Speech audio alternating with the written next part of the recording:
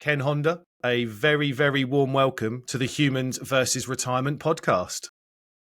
Thank you, Dan. I'm so happy to be here, especially I feel so extra happy to be invited by somebody from UK.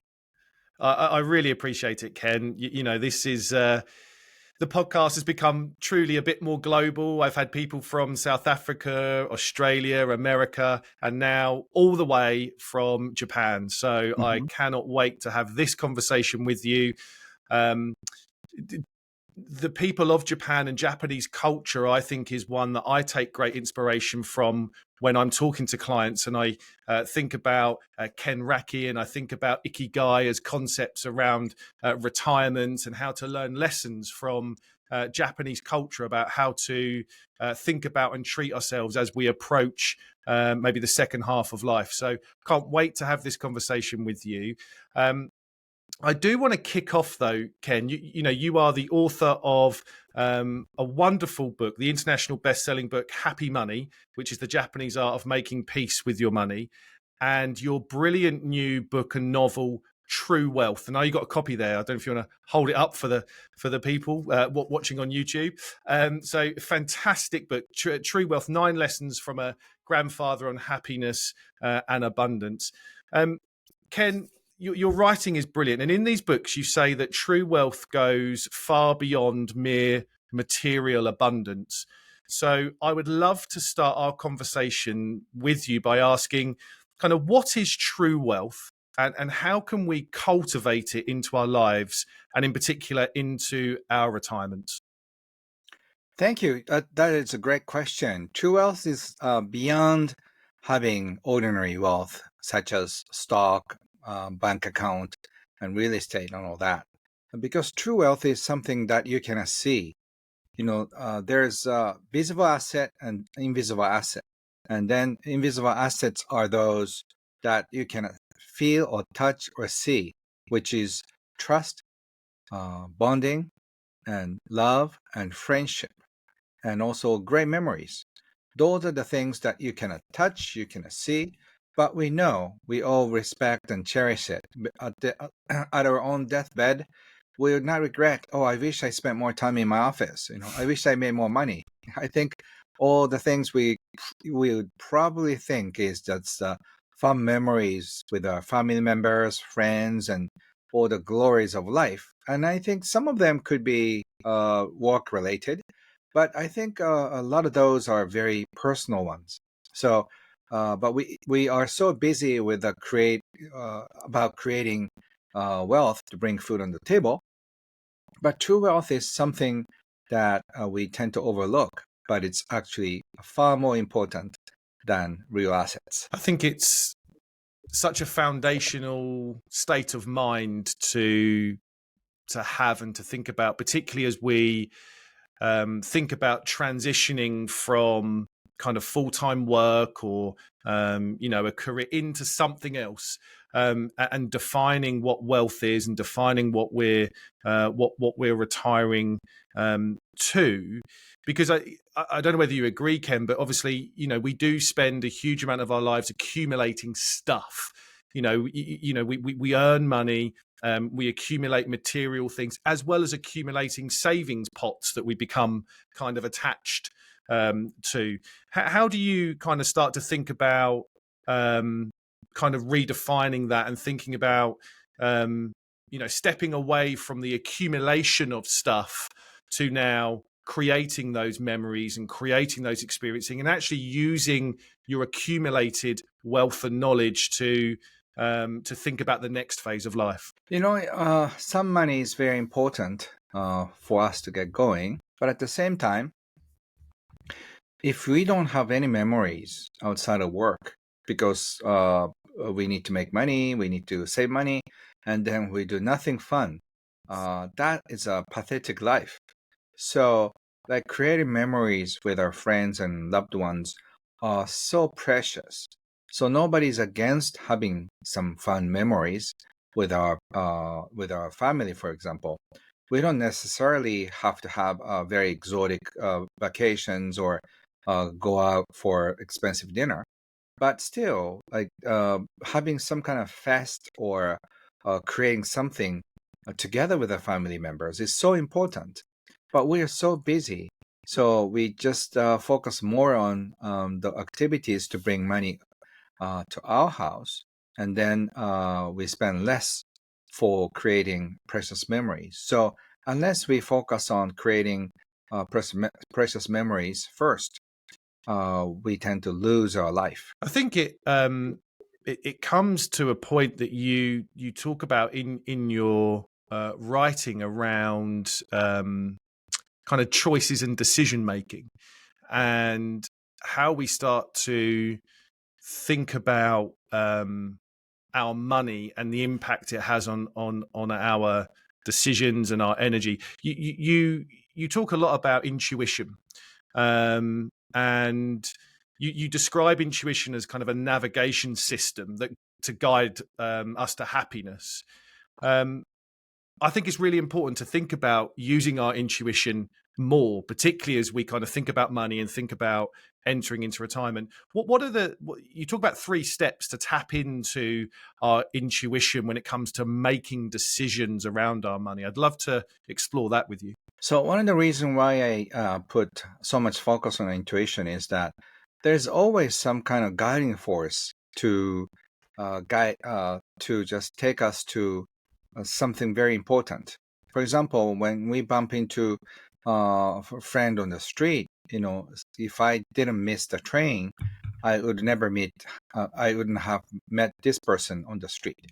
So this fun coincidence just leads our life to another one. Like I've heard so many fun stories of a person who just bumped into a friend of hers, and then she got invited to her family dinner, and then she met her future husband. So stuff like that happens all the time. So I'm encouraging people to trust their intuition more, because out of blue we think like, what is Dan doing? Maybe I should give him uh, uh, a message. And then when I just text Dan, and you reply that, Ken, I was about to text you, about this weekend's party. Are you interested in coming? Oh yes, I'm in. Stuff like that happens, and then I bump into my future business partner that way. So things like that happen all the time. Yeah, I think it's really interesting because we often think that our decision making, particularly when it comes to decisions that are somewhat affected by finance and money, have to be a little bit more factual, data driven, don't we? I think we end up relying too much on a spreadsheet rather than what our gut is kind of telling us to do. And I think that definitely comes to a point I want to make, that retirement is a massive transitional moment in someone's life, Mm-hmm. that is often riddled with fear and anxiety, because we're going into the unknown. We are probably stepping away from more data driven decisions to, oh my God, this has to be kind of more heart and feel. And in your books, you talk a lot about the cost of fear. Mm-hmm. And I was wondering if you could share with us kind of some ways to cope with anxiety and fear around change. So, as you eloquently put it, so we can stop wasting time and unleash our kind of true energy, which I think is a really wonderful thing to think about. How can we, think about and cope with anxieties and fears for money in transitional moments, so we can stop wasting our time and unleash our energy? And I know you've got some thoughts around that, Ken. I'd love to catch them. Thank you. So we are so confused about our life. So we don't know if this next step will be good for me or not. So that's why we are so afraid of taking any step. Either it's a retirement or just going to start your own business. Either way, we are so preoccupied with what we got. And then we worry so much about our next step. So without concentrating what could be done for a future, we tend to get busy with what we have. So I think that is a cost of not facing fear. If you can face your fear, and just head to head, and then, okay, I'm afraid of failure. If I fail, would that be the end of my life? Probably no. So, okay, I'll take failure, no, for an answer, and then I still can keep going. So, if your attitude is like that, and then you will be less afraid of taking more steps, taking more risks. And for me, for example, writing books in English is such a big challenge.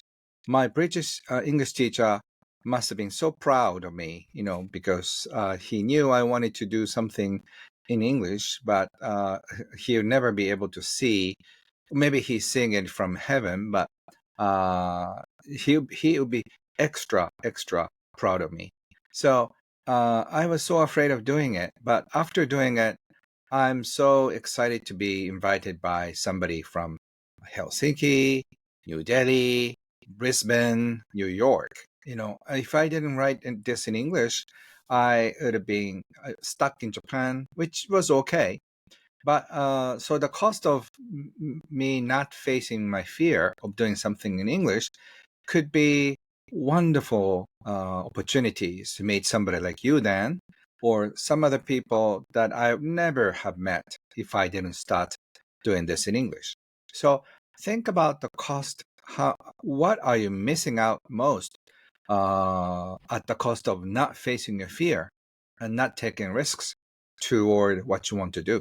I think that's such a wonderful story to share, because when we think about particularly our retirement years, as I said, we're stepping into the unknown, but we're also stepping into the land of opportunity, right? For the first time, probably in a number of years, there's kind of untraveled roads and different directions that we can go in. And if you're somewhat closed-minded or negative about that journey, you might be closing down potential wonderful opportunities to meet new people, experience new things. And if you let the fear overtake you in this particular time in life, then I think one of the things that we can absolutely try and help people with when it comes to their retirement is try and get rid of some of this regret risk. Kind of, if you're 20 years into your retirement, and as you said earlier on, Ken, and you look back and you think, oh, kind of, I wish I would have, and I wish I would have. Like we need to kind of, think about in the moment, and think about saying yes to more challenging things, and maybe saying yes to things that scare us a little bit, and maybe no to some things that we know will suck up our time and energy. And I know you talk about positive action energy versus negative action energy, and I think it's really interesting to distill both. I think the listeners would get a lot out of that. What's your definition of kind of positive action energy and negative action energy, and why should we really focus on that positive action energy? So, like, positive action energy is something that we act out of curiosity. Wow, that's interesting. I want to try that. Wow, that sounds fun. So, I want to do that. So, that kind of like gets us out of the chair and then just get going. That's positive energy. And negative energy is like, I know eating potato chips is not good.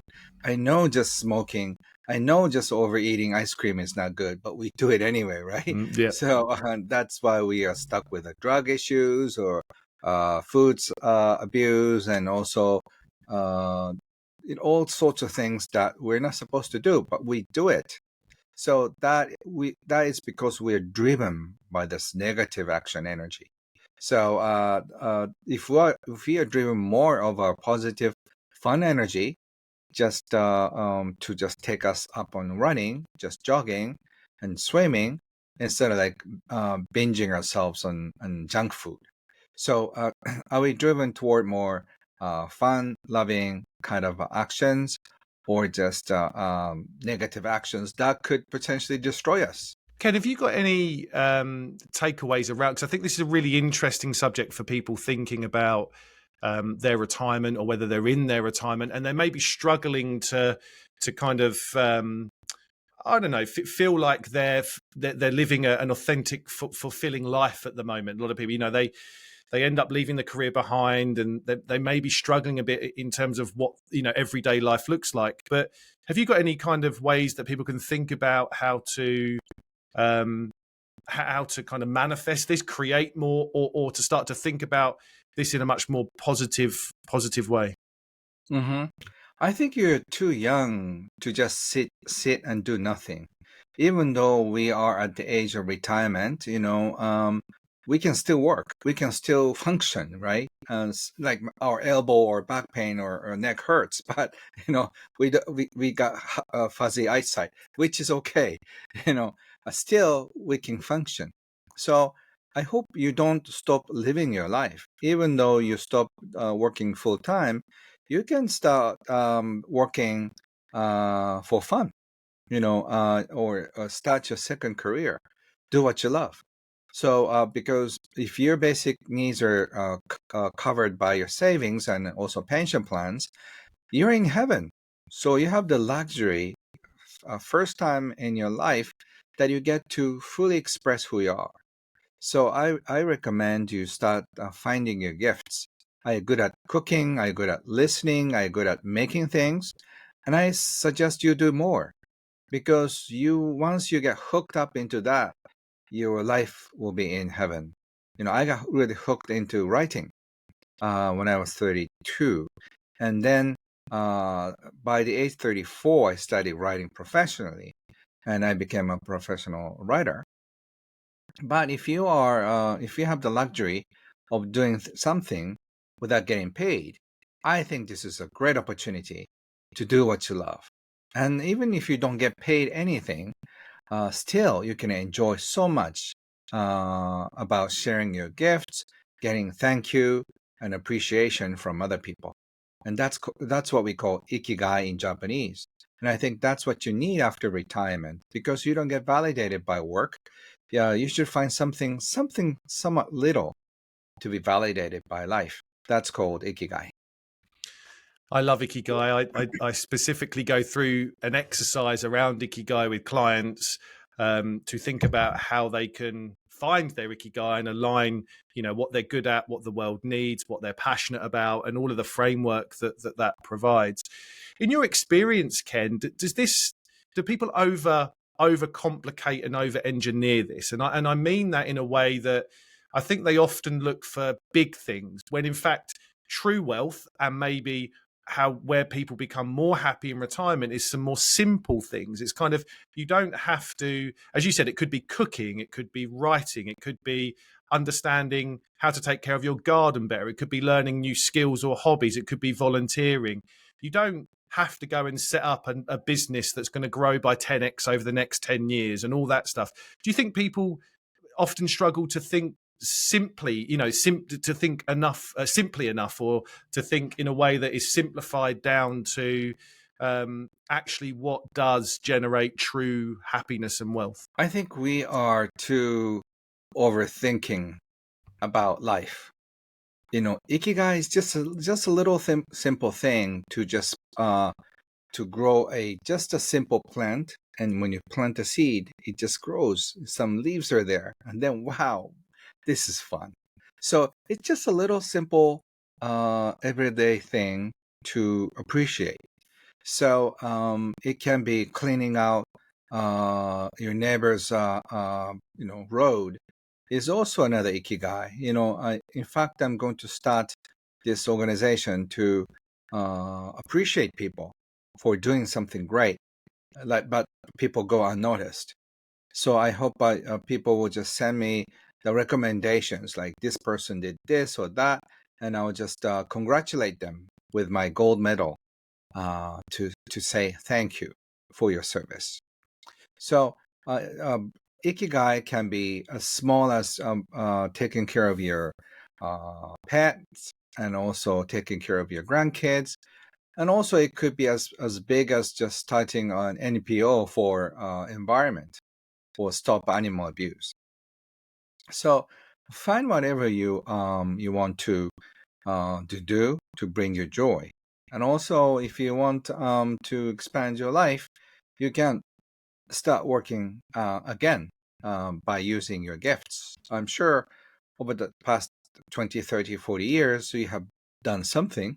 So you can take advantage of your past and start taking advantage of what you have, and then going toward what you really, really want to do. I think it definitely comes down to we've talked a bit about choices, and I think one of the gifts of retirement is that freedom to make choices. It is how I believe. And the many people I work with say a version of that. I'm now free to kind of make choices, which is a great power to have.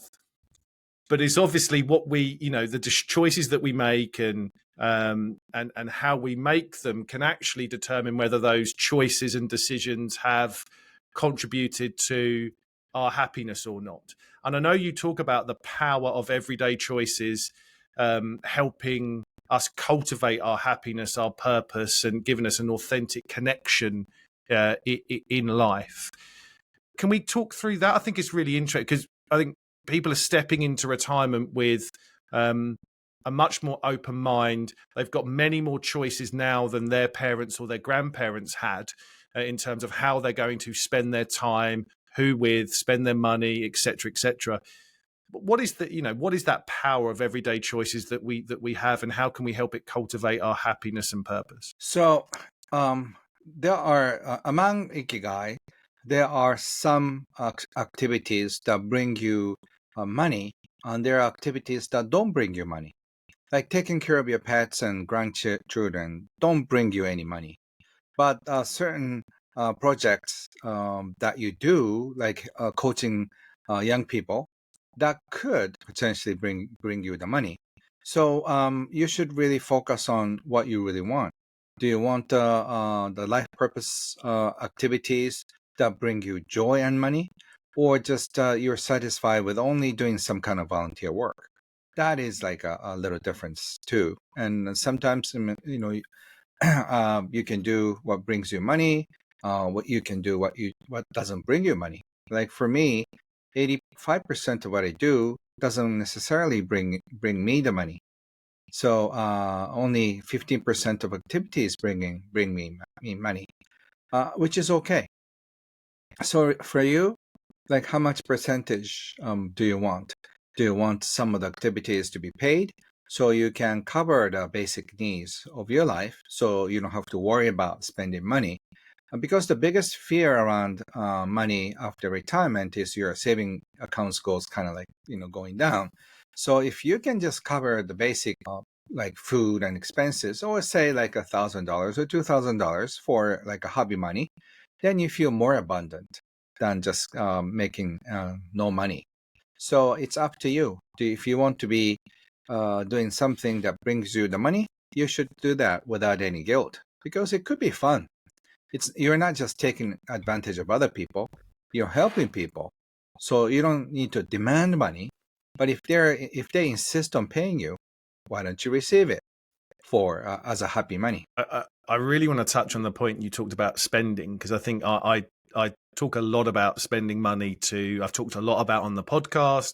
I think it is one of the biggest subjects that I talk about to clients, that moving from a saving habit to a spending mindset and intentionally kind of depleting our capital reserves that we've worked so hard to kind of build up is a really difficult challenge. And you said that, and I love this how you frame this.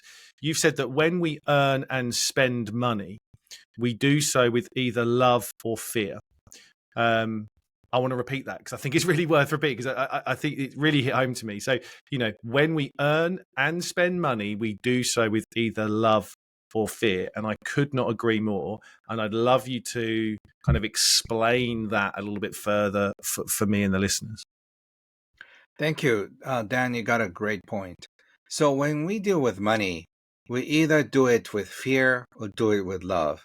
So when we just spend money, if we do it with love, it would be like this. Well, thank you so much for serving me.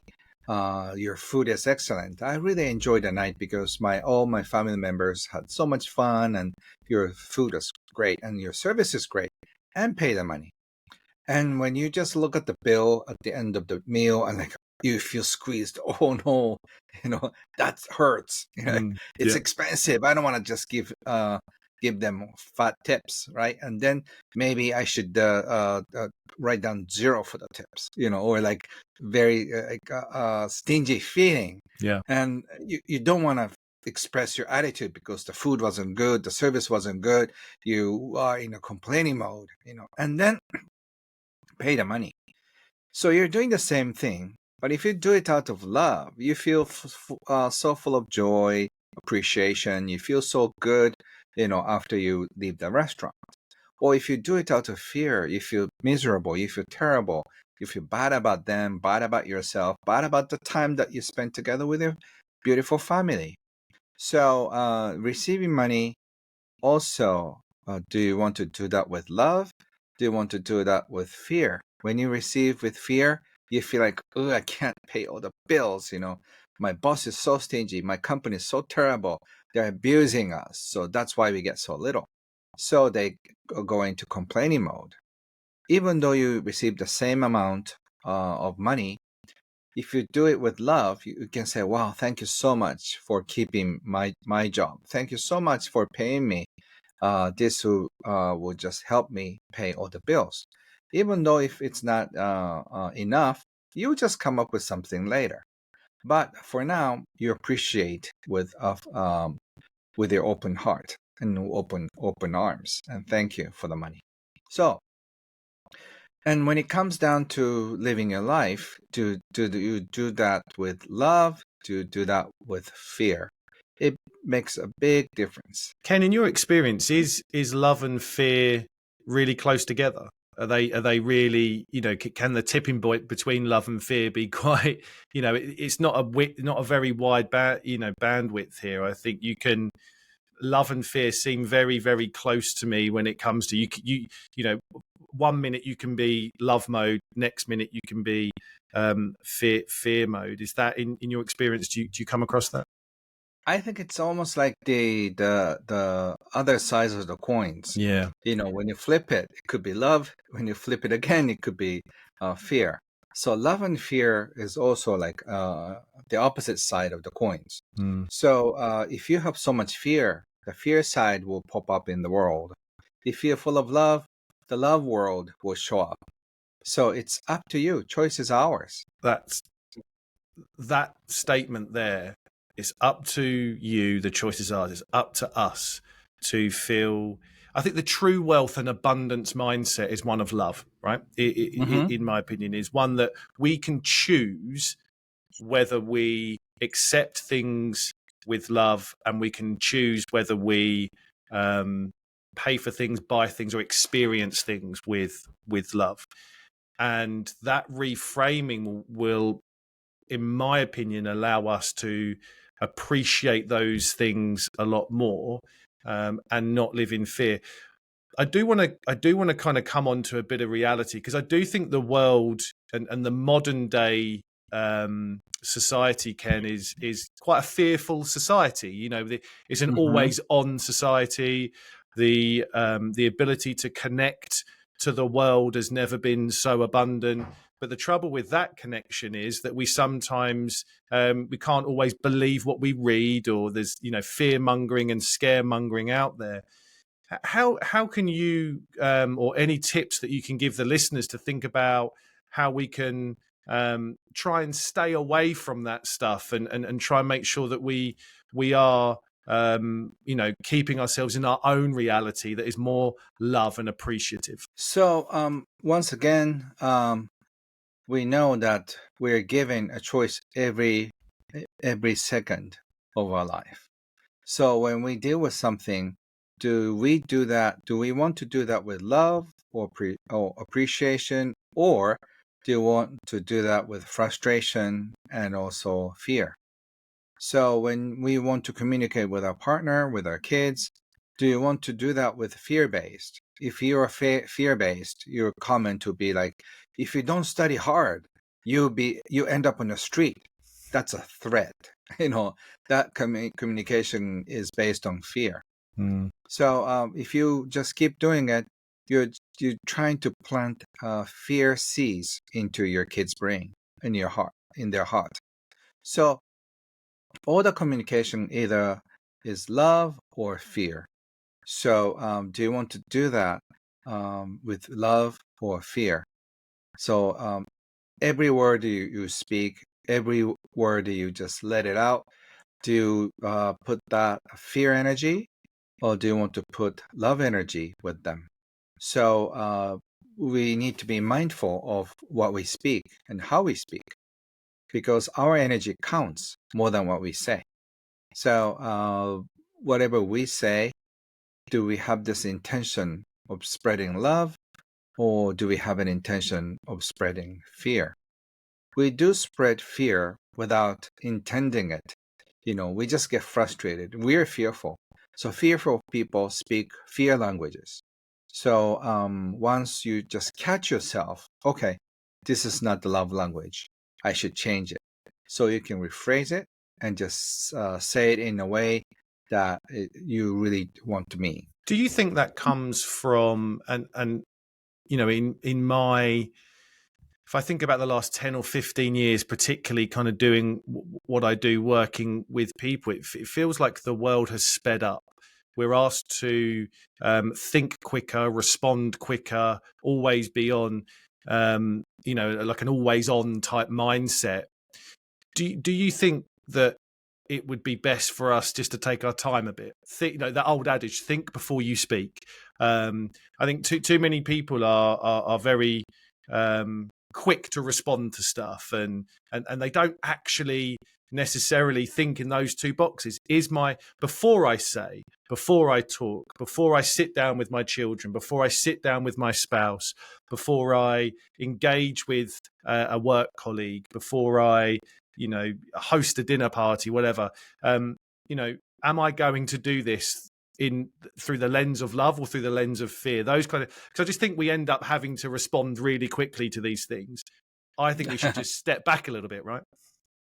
Right. We are so reactive. So without thinking, without our intention, we tend to react. Like we get upset because we think that's what he's saying, that's what she's saying.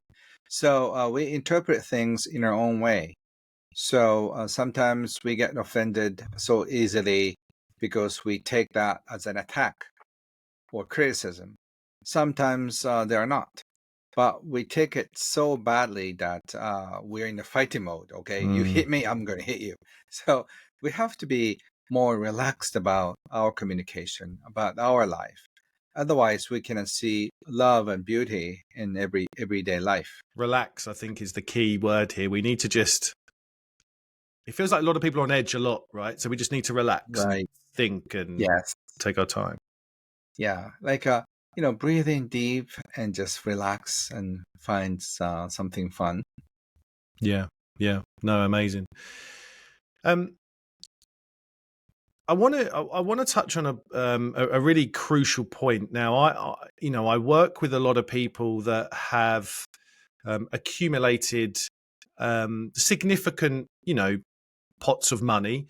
I think we're trying to maybe distinguish wealth as not just a money thing, right? With true wealth is more than that. So, but what they've done over a career is give themselves a problem, i.e., they've got quite a lot of money to kind of think about in this next phase of life. And one thing I absolutely agree with you on, and because I see this firsthand with people that I work with, and you in the book True Wealth, it states that when a person has more money than their inner money container can hold, it can become a heavy burden on their life. And I definitely see the burden of money on people when they come to work with us. What is this inner money container that you talk about, Ken, and how can we lighten the load that we feel with our money? So, I've seen many people, and I realize that some people are born with a big container. They create wealth. They just invite abundance into their life. Whereas other people have a modest life financially, Like say if they're a teacher for kindergarten school, she is not likely to make millions of dollars or euros or pounds with that kind of work. Or if you are a nurse, you get paid fairly well, but not as well as you become a millionaire. So if you want to have a bigger money container, you have to give out more because what you give, you will receive. If you are working as a public school teacher, you're giving a certain amount, and then you get paid a flat amount, the same amount other teachers would get.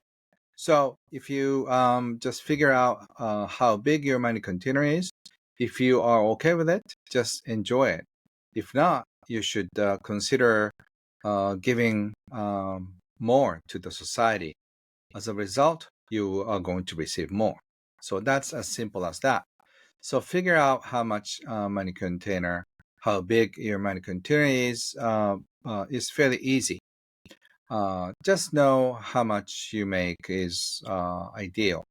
And if you try to think a bigger amount, you feel scared. So that's definitely out of your reach. And if it's too low, that's not your number two. So it's between too low and too big. In the middle, I think you'll find the right size for you. And if we get to a point that this, there is a bit of a burden that we feel. So, you get to a point where, and I work with a lot of people that've done very well for themselves, but they do have relatively modest lifestyles. And there's dreams and aspirations that they have, but they've saved way more than they need. I do talk to them about, thinking about ways to give that away and to use your time and to do that stuff. But it can become a real burden for them. And actually money can then paralyze those decisions and those choices that we've talked about, because often if there's, if these decisions are paralyzed or money's, is paralyzing us, we often end up doing nothing. Which I think is a real shame. Do you see that in kind of your research and work that you've done? Yes, yes, and no, but it's okay because whatever happens is for a reason. So if you can just realize that that's what it is, and if you know, okay, if that's what you want, what you don't want to see, you can let it go, and you can just choose to see things in a different way. So don't get upset over what you think it is. If it's what it is, just be it, and then you can create your own reality after that. And that's why it's so important, coming back to those conversations or the conversations we had earlier on, to figure out your purpose, figure out your passions, figure out and then align decisions and money and everything to those, and things become clearer, and you will know the numbers and you'll know the enough because everything is aligned with those decisions. It brings me on to my next point, and as we kind of think about wrapping this up, I could spend hours, Ken, but I don't want to do it because I know it's late in the evening for you in Japan. So. Yes. But I say, and what I do a lot of sketching and etc. And one of my most popular sketches and one of my most popular kind of statements I make is that I say that retirement is more of a human problem than it is a maths problem. Retirement is not a spreadsheet problem, it's a human being problem. Too many people focus on the spreadsheet and they don't focus on identity and purpose and passions and skills and values and all that stuff. And I know that you say that money is not the problem, we're the problem, which is, I think, very similar to what I talk about in terms of retirement. Could you let me know what you mean by that? I'd love to get your take. So, we think money is the root of all evil. Money gives us bad feeling, but money is neutral by itself. We feel bad about money, and also the bad stuff comes out of us when we take a look at money. So money doesn't pull out anything from you, but money can pull out best from you and the worst from you. So if money is not the problem, we are the problem. So if we think money is the thing that creates all the chaos, we're the one who's creating the chaos. So if we can be fully accountable for what's happening in our life, then we can change it. But if we think money is a problem, then you cannot change anything because you lose power. So just whatever you think money has like responsible, just take the responsibility back in your hands, and then you have the ability and power to change that too. So don't get frustrated with money. Just get frustrated with yourself, and then come up with the right solutions for you. How can I fix this? How can I improve the situation with whatever I have? Then you can just change it. Such wonderful advice and wisdom, and it brings me on to my last question. And I think you've answered this a little bit, but as we wrap this up, how then can our money bring us joy and happiness in our retirement or in this second half of life? What key takeaways would you give the listeners, Ken, in terms of how our money can bring us joy and happiness in the second half of our life? So by having a different relationship with money, by transforming your relationship with money, money can be your best friend. Money can be the steward to help you, to support you in your happiness. So, like if you want to go around the world, money can say, I'll get the tickets, I'll get the hotels, I'll get the cabs and everything done. And then you can say, thank you, money, for just making it happen.